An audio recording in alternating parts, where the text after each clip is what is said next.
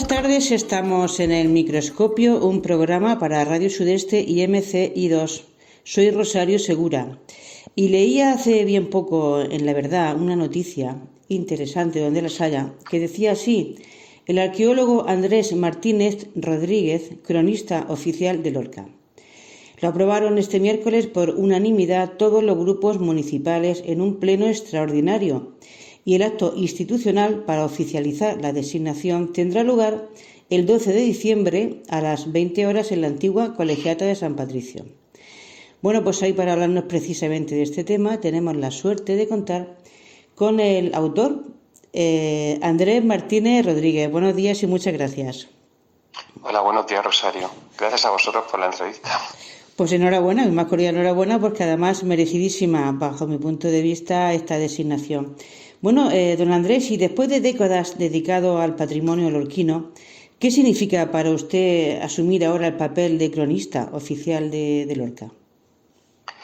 Bueno, pues para mí, ante todo, es un profundo honor como lorquino que se hayan acordado de mí en el ayuntamiento, ¿no? Y sobre todo, pues que haya sido por unanimidad. Y luego también creo que es una gran responsabilidad, porque asumo una responsabilidad y espero que con mi experiencia pues ponerla al servicio de Lorca. Claro. A ver, mi experiencia es como arqueólogo, como historiador y sobre todo como director de Museo Arqueológico Municipal. Y aquí en el museo siempre he trabajado por conservar las colecciones, por hacerlas que sean comprensibles y luego por explicar de forma divulgativa nuestro pasado. Claro. Lo que pasa es que ahora ese compromiso pues se amplía porque no es la historia antigua ni medieval ni la prehistoria, sino que estudiar la historia actual. Claro. Pues eso tiene que pasar, tengo que pasar junto a Manuel Muñoz Claret, el otro cronista, a relatarla y sobre todo a dejarla por escrito, porque es importante la labor del cronista para que en el futuro puedan las generaciones venideras pues puedan tenerlo como recurso. Claro. Don Andrés, Lorca llevaba en sede vacante, digámoslo así, desde el fallecimiento del archiconocido Juan Guirao. ¿Qué legado del anterior cronista le gustaría mantener y qué sello propio quiere aportar?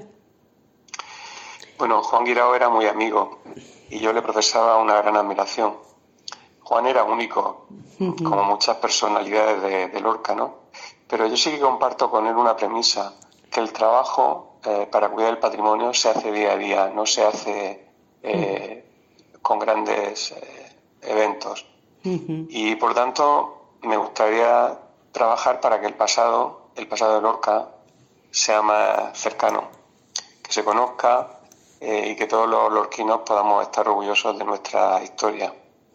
Es muy importante hacerlo de forma didáctica. Yo soy hijo de maestro, nieto de maestro, y creo que la enseñanza es básica y hacerlo de forma comprensible hace que nuestro pasado sea más asequible para todos. Entonces, pues, intentaré ponerle esa impronta.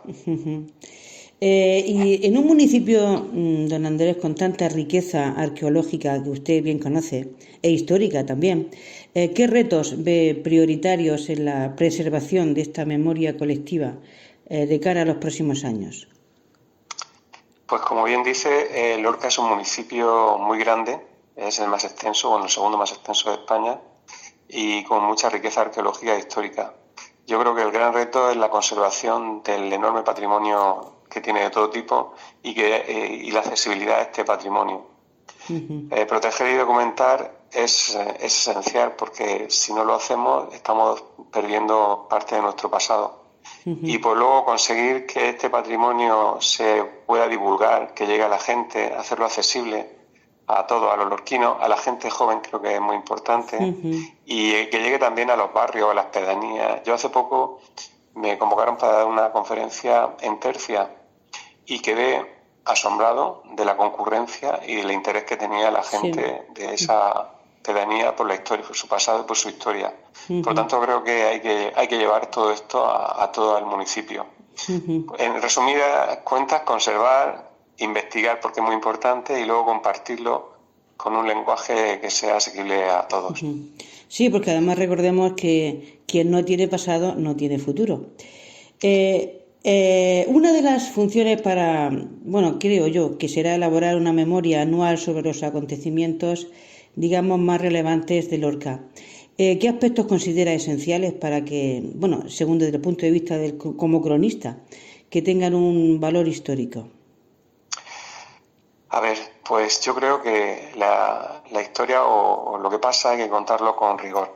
Recoger y contar los hechos tal como ocurrieron, no endulzarlos ni ponerlos con una etiqueta determinada. Sí.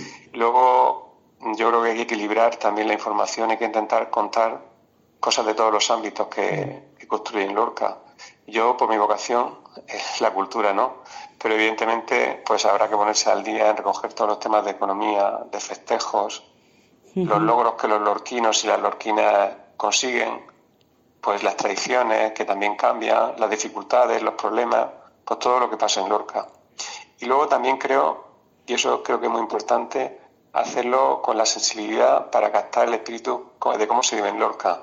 Los lorquinos somos una población que tiene una idiosincrasia y creo que hay que hacerlo de esa manera, ¿no? Por lo tanto, esperemos que las crónicas que vayamos haciendo sirvan para que en el futuro se pueda entender qué pasó en los años que nosotros seamos cronistas y cómo evolucionó la ciudad de Lorca y su amplio término municipal. Como arqueólogo e historiador, don Andrés, con una trayectoria que todos conocemos tan vinculada a Lorca, ¿qué episodio de la historia local cree que está, digamos, insuficientemente investigado? Bueno, yo creo que la historia no se hace con grandes hitos ni episodios, se hace sobre todo con las pequeñas historias cotidianas de la gente. Yo eso me acostumbro en el museo, pues catalogamos piezas que son a lo mejor insignificantes y luego te aportan cosas, ¿no? Pero yo creo que los periodos de transición son los que menos investigados están. Voy a ponerte un ejemplo, o voy a ponerle un ejemplo a los oyentes. Lorca fue una ciudad romana y llegó el momento de su decadencia. Hubo una época de transición que fue hasta la llegada de los árabes, ¿no? Conocemos porque están publicadas que los reyes visigodos, Sisenando, Sisebuto, acuñaron moneda en Lorca para pagar ejércitos. Pero no sabemos dónde estuvo el emplazamiento visigodo en Lorca, cómo fue la ciudad donde ellos estuvieron y cómo estaba Lorca cuando en el 713 llegaron los árabes, ¿no? Entonces, bueno, pues en esos periodos de transición se pueden ocurrir muchos interrogantes. Pues de los romanos sabemos muchas cosas, cómo vivían, de los musulmanes también, o de los andalusíes, pero ese periodo que hay de transición entre unos y otros no es conocido. Pasa lo mismo, yo por ponerte otro ejemplo, es con Lorca, la gran riqueza es la agricultura. Sí. Entonces, aquí en Lorca los primeros pobladores se instalan porque hay unas tierras fértiles y porque hay agua, ¿no?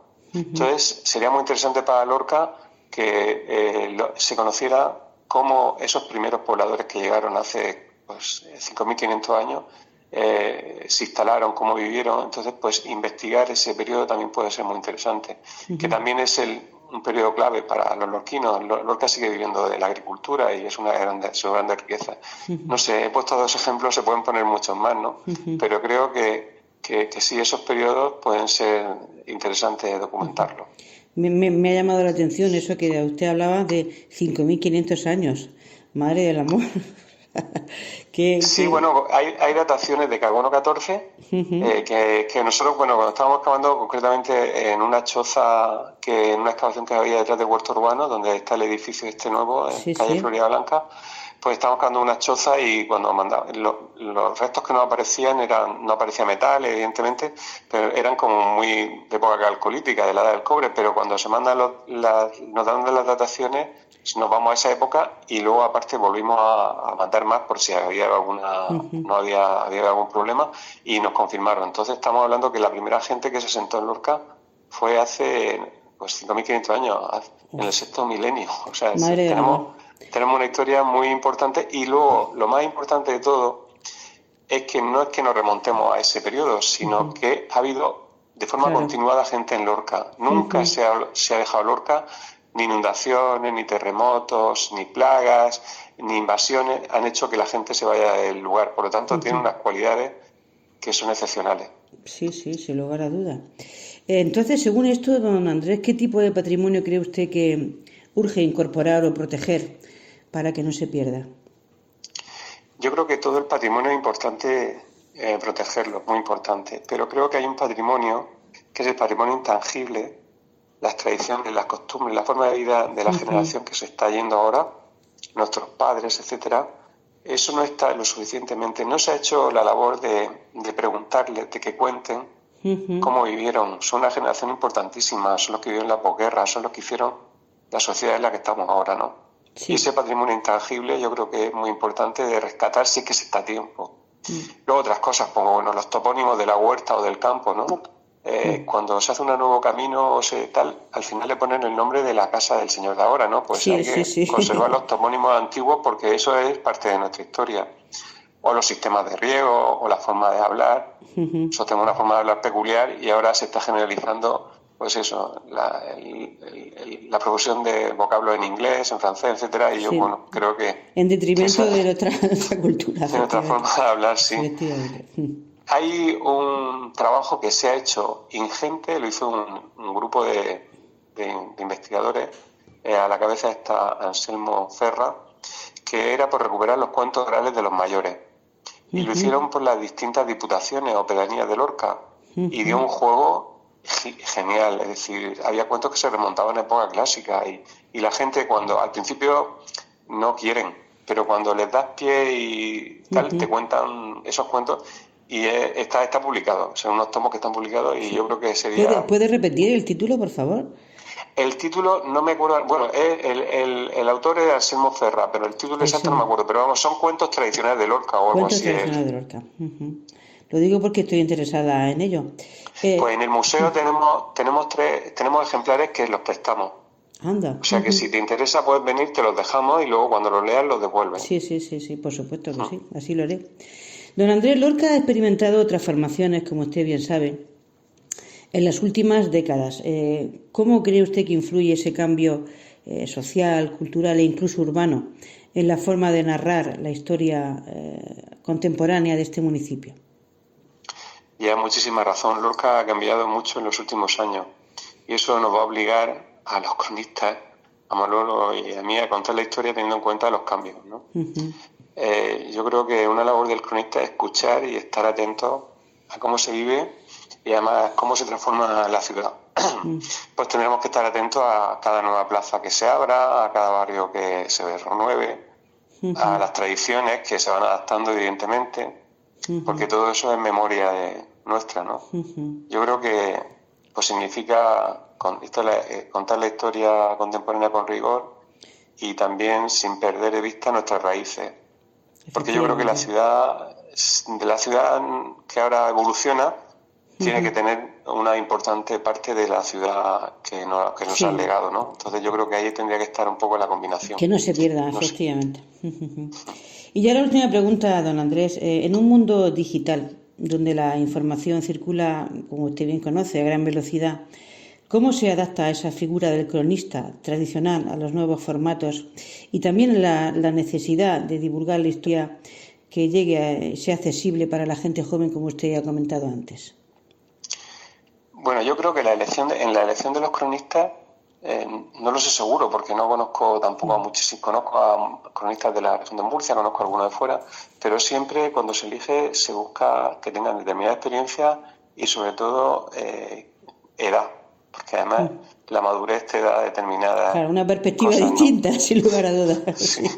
Entonces yo creo que la esencia de un cronista sigue siendo la misma, pues, preservar la memoria, dar sentido a nuestra identidad como lugar, como municipio, pero claro, evidentemente lo que viene hay que acogerlo, entonces adaptando al lenguaje, a los canales de divulgación, pues a los vídeos, a todo lo que ahora se hace, a los podcasts, a todas las redes sociales, para que todos puedan conectar con ella. Es muy importante conectar con la gente joven y se tiene que hacer de esa manera, ¿no? Por lo tanto, creo que habría que combinar lo tradicional y lo digital, pero siempre teniendo presente que lo importante de un cronista es escribir sobre lo que va ocurriendo y hacer ese enlace entre el pasado y el presente, para que en el futuro puedan leernos o puedan leer nuestras crónicas si es que les apetece.